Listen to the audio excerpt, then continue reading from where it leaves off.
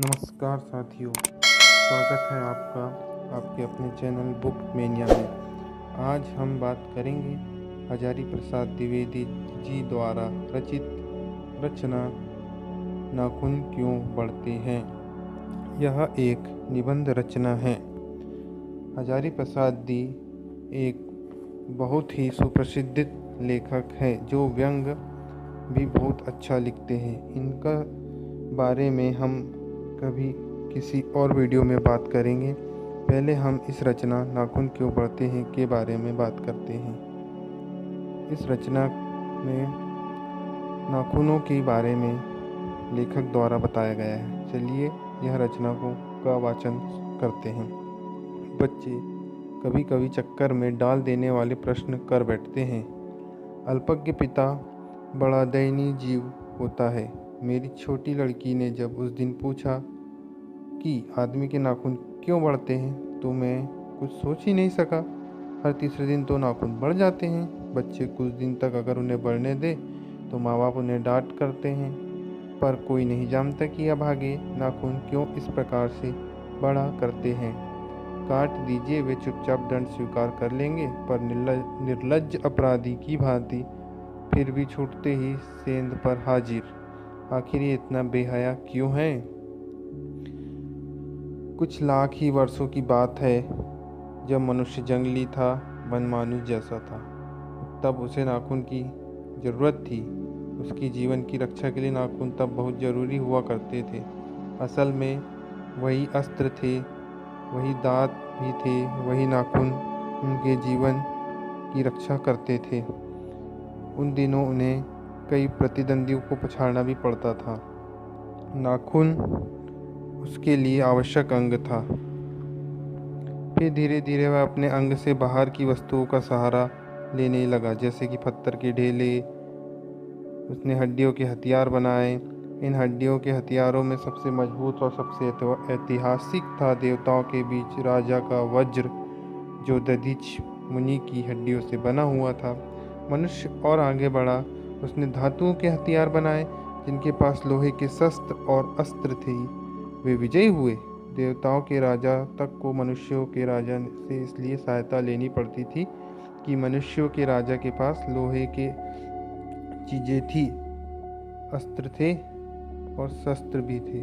असुरों के पास अनेक विद्याएं थी, पर लोहों के अस्त्र नहीं थे, शायद घोड़े भी नहीं थे। आर्यों के पास तो ये चीज़ें थी। फिर आर्य विजय हुए। इसी प्रकार इतिहास अपनी गति बढ़ाता चला गया। फिर इतिहास आगे बढ़ा। फिर पीतले वाली बंदूकें, कारतूसों ने उनका स्थान लिया। यह सबको मालूम है। नरधर मनुष्य अब एटम बम पर भरोसा करके आगे चल पड़ा है, पर उसके नाखून अब भी बढ़ रहे हैं। अब भी प्रकृति को उसके भीतर वाले अस्त्र से वंचित कर रही है। अब भी वह याद दिला ही देती है कि तुम्हारे नाखून को भुलाया नहीं जा सकता। तुम वही लाख वर्ष पहले नखदंता लंबी जीव हो, पशु के साथ एक ही सतह पर विचरने वाले और चलने वाले हो। तथा किम, मैं हैरान होकर सोचता हूँ कि मनुष्य आज अपने बच्चों को नाखून न काटने के लिए डांटता है। किसी दिन कुछ थोड़े लाख वर्ष पूर्व अपने बच्चों को नाखून नष्ट करने पर डांटता रहा होगा। लेकिन प्रकृति है कि वह अब भी नाखून को जिंदा रखे हुए है। मनुष्य है कि अब उसे काटे जा रहा है। वे कमबख्त रोज बढ़ते जा रहे हैं, क्योंकि वे अंधे नहीं हैं, नहीं जानते कि मनुष्य को इससे कोटि कोटि गुना शक्तिशाली अस्त्र मिल चुका है। मुझे ऐसा लगता है कि मनुष्य अब नाखून को नहीं चाहता। उसके भीतर बर्बर युग का कोई अवशेष रह जाए, यह उसे असहाय है। लेकिन यह कैसे कहूँ, नाखून काटने से क्या होता है। मनुष्य की बर्बरता घटी कहाँ है, वह तो बढ़ती ही जा रही है। यह तो उसका नवीनतम रूप है। मैं मनुष्य के नाखून की ओर देखता हूँ तो कभी कभी निराश हो जाता हूँ। यह उसकी भयंकर पाशवी वृत्ति के जीवन का प्रतीक है। मनुष्यता की पशुता को जितनी बार भी काट दो, वह मरना नहीं जानती। कुछ हजार साल पहले मनुष्य के नाखून को सुकुमार विनोदों के उपयोग में लाया जाना शुरू किया था। भारतवासी नाखूनों को संवार करते थे। उसके काटने की कला काफ़ी मनोरंजक बताई गई। त्रिकोण, वर्तुलाकार, चंद्रकार, दंतुल इत्यादि नाखूनों को यत्नपूर्वक रगड़कर लाल और चिकना बनाया गया।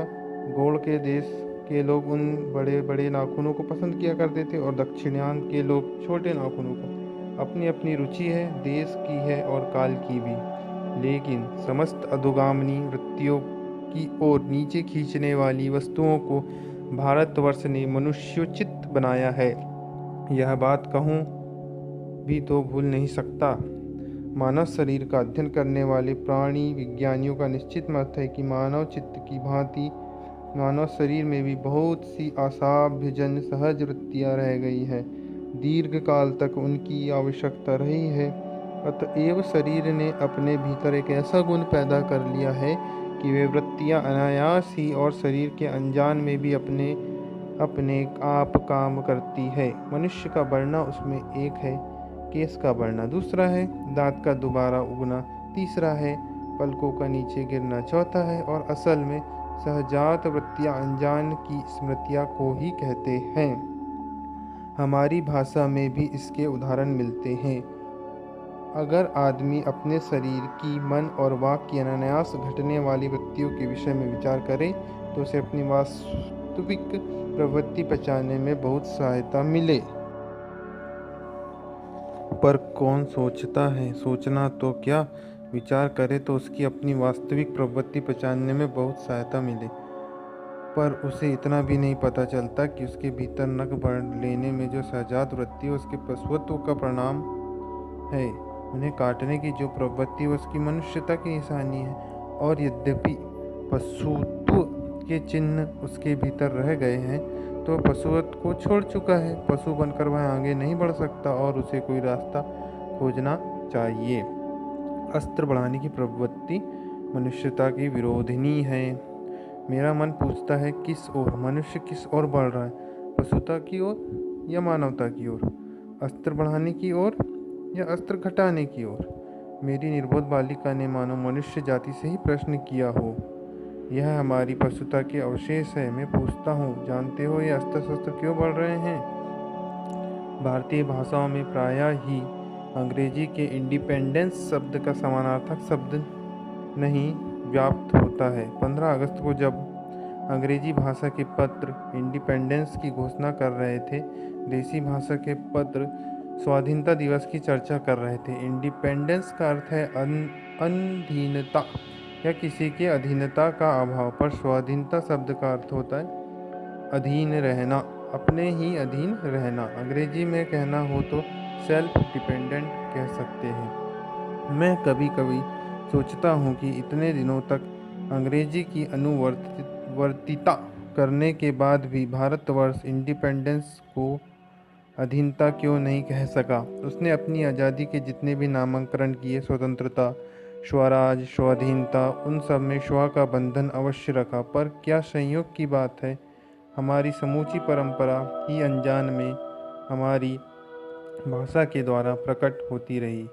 मुझे प्राणी विज्ञान की बात फिर याद आती है। सहजात प्रति अनजानी स्मृतियों का ही नाम है। स्वराज्य होने के बाद स्वभावतः ही हमारे नेता ने विचारशील नागरिक सोचने लगे कि इस देश को सच्चे अर्थ में सुखी कैसे बनाया जाए। हमारे देश के लोग पहली बार यह सब सोचने लगे हो, ऐसी बात नहीं है। हमारा इतिहास बहुत पुराना है। हमारे शास्त्रों में इस समस्या के नाना भावों और नाना पहलुओं से विचार किया गया है। हम कोई नए शौकीय नहीं हैं जो रातों रात अनजान जंगल में पहुंचकर आरक्षित छोड़ दिए गए हो। हमारी परंपरा महिमामयी, उत्तराधिकारी विपुल और संस्कार उज्ज्वल। हमारे अनजान में भी ये बातें एक खास दिशा की ओर सोचने की प्रेरणा देती है। यह जरूर है कि परिस्थितियां बदल गई हैं, उपकरण नए हो गए और उलझनों की मात्रा भी बहुत बढ़ गई है, पर मूल समस्याएं ही अधिक नहीं बदली हैं। भारतीय चित्त जो आज भी अनधीनता के रूप में न सोचकर स्वाधीनता के रूप में सोचता है, वह हमारे दीर्घकालिक संस्कारों का फल है। वह स्व के बंधन को आसानी से नहीं छोड़ सकता। अपने आप पर अपने अपने द्वारा लगाया गया बंधन हमारी संस्कृति की बड़ी भारी विशेषता है। मैं तो ऐसा मानता हूँ कि कुछ हमारा पुराना है और जो कुछ विशेष है उससे हमारे चिपटे ही रहेंगे। पुराने का मोह सब समय वांछी ही नहीं होता। मेरे बच्चे को गोद में दबाए रहने वाली बंदरिया मनुष्य का आदर नहीं बन सकती, परंतु मैं ऐसा भी नहीं सोच सकता कि हम अनुसंधिता के नशे में चूर होकर अपना सरबरोस खो दें। कालिदास ने कहा था कि सब पुराने अच्छे नहीं होते, सब नए खराब भी नहीं होते। भले लोग दोनों की जांच कर लेते हैं, जो हितकर होता है उसे ग्रहण कर लेते हैं और मूढ़ होकर दूसरों के इशारों पर भटकते रहते हैं। सो हमें परीक्षा करके करके बात सोच लेनी चाहिए, और अगर हमारे पूर्व संचित भंडार में यह वह हितकर वस्तु निकल आए तो इससे बढ़कर और क्या हो सकता है। जातियां इस देश में अनेक आई, लड़ती झगड़ती रही, फिर प्रेम पूर्वक बस गई। सभ्यता की नाना सीढ़ियों पर खड़ी है और नाना और मुख करके चलने वाली इन जातियों के लिए एक सामान्य धर्म खोज निकालना कोई सहज बात नहीं थी। भारतवर्ष के ऋषियों ने अनेक प्रकार से इस समस्या को सुलझाने की कोशिश की थी, पर एक बात उन्होंने लक्ष्य की थी कि समस्त वर्णों और जातियों को एक सामान्य आदर्श भी है, वह है अपने ही बंधनों से अपने को बांधे रखना। मनुष्य पशु में किस प्रकार भिन्न है? आहार निद्रा पशु सुलभ स्वभाव से ठीक वैसे ही जैसे अन्य प्राणियों के, लेकिन वह फिर भी मनुष्य से भिन्न है। उसके संयम है, दूसरे सुख दुख के प्रति समावेशना, श्रद्धा तप और त्याग है। यह मनुष्य के स्वयं के उद्भावित बंधन है। इसलिए मनुष्य झगड़े टंटे अपने आदर्श को नहीं मानता, गुस्से में आकर चल दौड़ने वाला अविवेकी को बुरा समझता है और वचन मन और शरीर से किए गए असत्याचरण को गलत आचरण मानता है। यह किसी भी जाति वर्ण या समुदाय का धर्म नहीं है, यह मनुष्य मात्र का धर्म है। महाभारत में इसलिए निर्वय भाव, सत्य और आक्रोश को सब वर्णों का सामान्य धर्म कहा गया है। गौतम ने ठीक ही कहा था कि मनुष्य की मनुष्यता यही है कि वह सबके सुख दुख को सहानुभूतिपूर्वक देखे। यह आत्मनिर्मित बंधन ही है मनुष्य को मनुष्य बनाता है। अहिंसा सत्य और अक्रोध मूलक धर्म का मूल यही है। मुझे आश्चर्य होता है कि अनजान में भी हमारी भाषा में यह भाव कैसा रह गया, लेकिन मुझे नाखून बढ़ने पर आश्चर्य नहीं हुआ। मनुष्य को सुख कैसा मिलेगा? बड़े बड़े नेता कहते हैं वस्तुओं की कमी को दूर कर कर मशीनों को बैठाओ, उत्पादन बढ़ाओ और धन वृद्धि करो और बाह्य उपकरणों की ताकत बढ़ाओ। एक बूढ़ा कहता है बाहर नहीं भीतरी की ओर देखो, हिंसा को मन से दूर करो, मिथ्या को हटाओ, क्रोध और द्वेष को दूर करो, लोग के लिए कष्ट सहो, आराम की बात मत सोचो, प्रेम से बात करो, आत्मतोषण की बात सोचो, काम करने की बात सोचो। उसने कहा प्रेम ही बड़ी चीज है, क्योंकि वह हमारे भीतर ही है। उच्छृंखलता पशु की प्रवृत्ति है, श्वाह का बंधन मनुष्य का स्वभाव है। बूढ़े की बात अच्छी लगी या नहीं पता नहीं, उसे गोली मार दी गई, आदमी के नाखून बढ़ने की प्रवृत्ति ही हावी हुई। मैं हैरान होकर सोचता हूँ बूढ़े ने कितनी गहराई में बैठकर मनुष्य के वास्तविक चरितार्थ का पता लगाया था। ऐसा कोई दिन आ सकता है जबकि मनुष्य को नाखून बढ़ना बंद हो जाए। पुरानी शास्त्रों का ऐसा अनुमान है कि मनुष्य का अनावश्यक अंग उसी प्रकार झड़ जाएगा जिस प्रकार उसकी पूंछ झड़ गई थी। नाखून का बढ़ना मनुष्य के भीतर की पशुता की निशानी है और उसे बढ़ने नहीं देना मनुष्य की अपनी इच्छा है, अपना आदर्श है। मनुष्य में जो घृणा है, जो अनायास बिना सिखाए आ ही जाता है, वह पशु का घोतक है और अपने को संयत रखता है। दूसरों के मनोभाव का आदर करना मनुष्य का स्वभाव है। बच्चे यह जाने तो अच्छा है कि अभ्यास और तप से प्राप्त वस्तु मनुष्य की महिमा को सूचित करती है। सफलता और चरितार्थ में अंतर है। मनुष्य मरणासनों के संचयन से बाह्य उपकरणों के बाहुल्य से उस वस्तु को पा भी सकता है जिससे उन्हें बड़े आडंबर के साथ सफलता का नाम दे रखा है, परंतु मनुष्य के चरितार्थ प्रेम में है, मैत्री में है, त्याग में है, अपने और सबके मंगल के लिए निशेष भाव से दे देने में है। अंत में हम इस निबंध की समीक्षा इस प्रकार कर सकते हैं। मनुष्य का नाखून बढ़ना मनुष्य की उस अंध सहजात वृत्ति का परिणाम है जो उसके जीवन में सफलता ले आना चाहती है। उसको काट देना उस मनुष्य का स्वनिर्धारित आत्मबंधन का फल है जो उसे चरितार्थ कर और ले जाता है। नाखून बढ़ते हैं तो मनुष्य उन्हें बढ़ने नहीं देगा। अंत में हम यह कह सकते हैं इसका निबंध का सार कि मनुष्य का नाखून तो बढ़ता है, वह उसके पशुता की निशानी है, परंतु मनुष्य उसे बढ़ने नहीं देगा और उसे काट कर अपने मनुष्य तत्व को जिंदा रखता है। धन्यवाद।